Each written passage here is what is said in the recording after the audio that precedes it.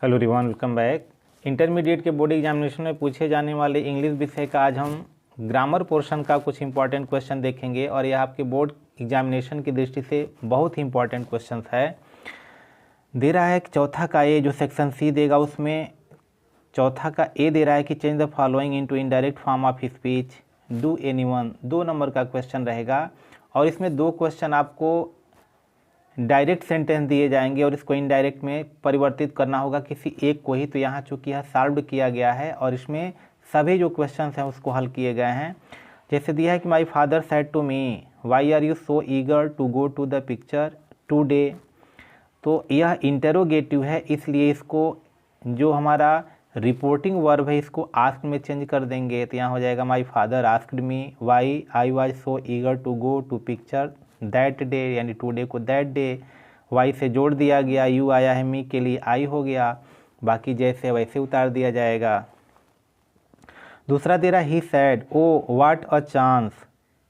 अब यहाँ देखिए एक्सक्लेमेटरी सेंटेंस है, इसको एक्सक्लेम्ड और यह आश्चर्य प्रकट कर रहा है तो इसलिए एक्सक्लेम विद सरप्राइज कर देंगे। तो यहाँ हो गया he exclaimed with surprise that it was a great chance.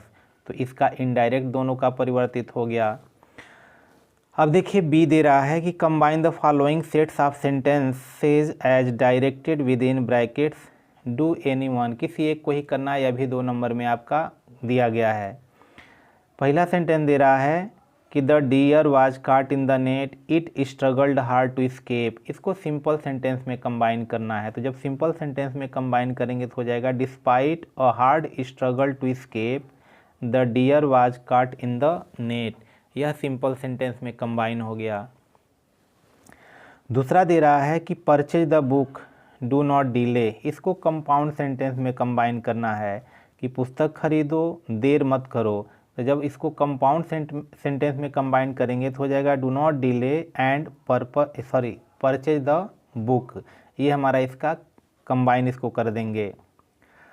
अब देखते हैं क्वेश्चन नंबर जो हमारा सी दे रहा है, इसको दे रहा है कि change the following sentences as directed within brackets do any one. यहाँ पर भी एक ही करना और यह भी 2 नंबर में है तो इसको दोनों को हल किया जाएगा। दे रहा है कि Ashok is the greatest king in the history of India.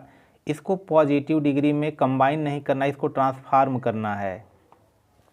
तो ट्रांसफार्म करेंगे जब इसको हम पॉजिटिव डिग्री में, तो यानी जो भी हमारे एडजेक्टिव है, एडजेक्टिव के बाद यहाँ किंग दिया है तो यहाँ लिखेंगे no other king in the history of India is as great as Ashok.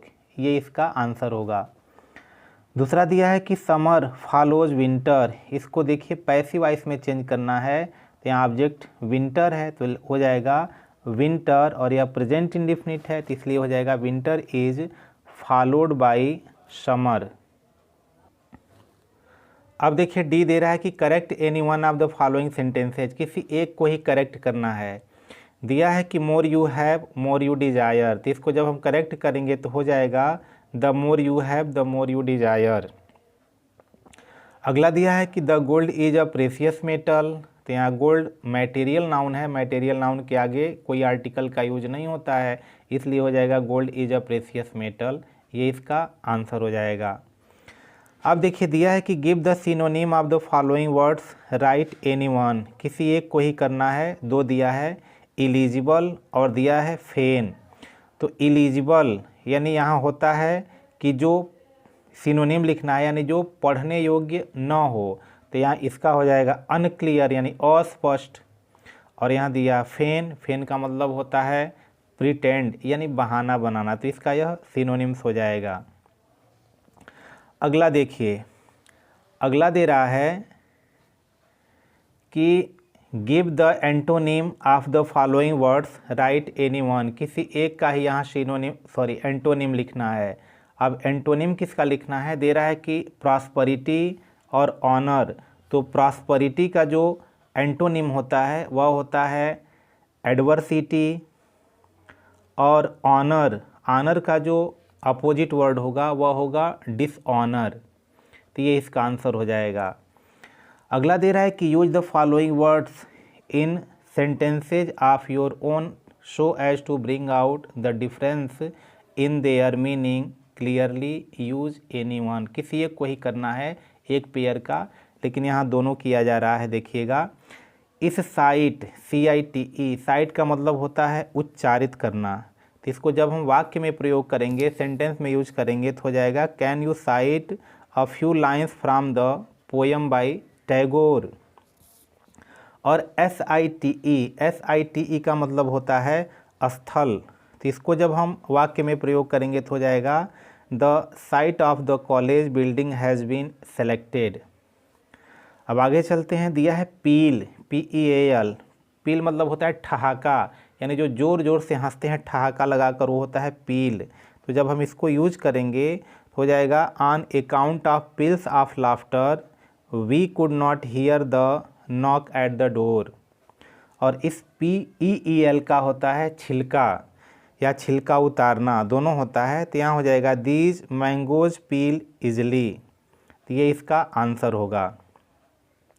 अब आगे क्या दे रहा है, कह रहा है कि in the following questions out of 4 alternative choose the one which can be substituted for the given word sentence और एनी वन। इसमें भी कोई एक ही करना है। कह रहा है कि वन हु नोज एवरीथिंग, जो सब कुछ जानता है उसको क्या कहते हैं, तो उसको सर्वज्ञ कहते हैं। तो उसकी ऑप्शन जो होती है बी, यानी ऑमनिसिएंट होती है। तो इसलिए यहाँ पे ऑप्शन बी सही है।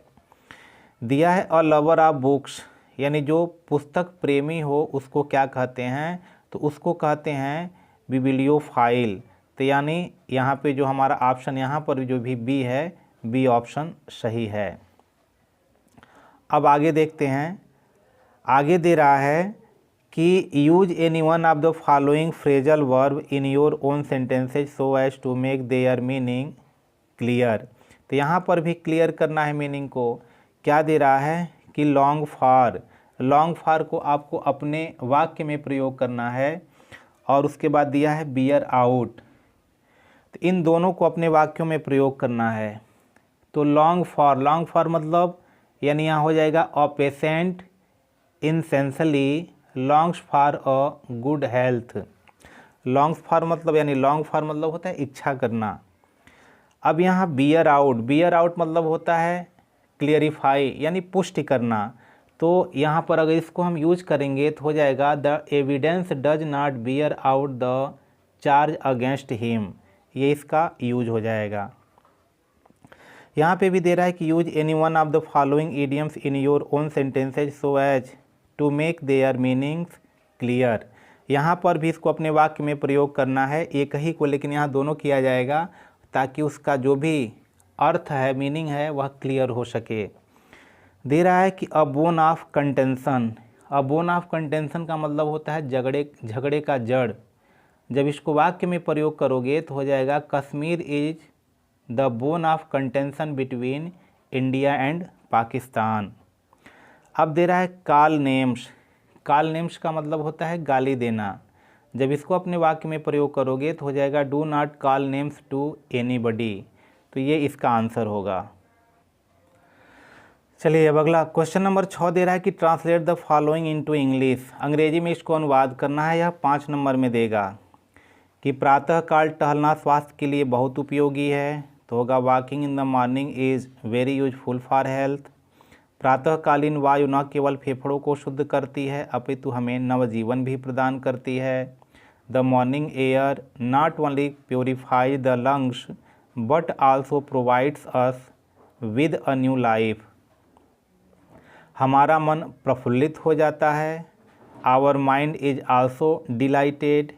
यही कारण है कि मैं नित्य प्रति नियमित रूप से टहलने जाता हूँ। That is why I go for a walk regularly. कुछ लोग देर तक बिस्तर पर पड़े रहते हैं। Some people remain lying in the bed till late. यह एक बुरी आदत है। It is a bad habit. फलतः हमारा शरीर शिथिल हो जाता है और दिन भर आलस्य घेरे रहता है। As a result our body becomes inactive and we remain overpowered with laziness throughout the whole day. कोई काम करने में मन नहीं लगता है। We wish to do nothing. हमारे बुजुर्ग लोग अक्सर कहा करते हैं। आवर ग्रोन अप्स ऑफन से, क्या कहते हैं, दे रहा है कि जो जल्दी सोता है और जल्दी उठता है वह कभी बीमार नहीं पड़ता है।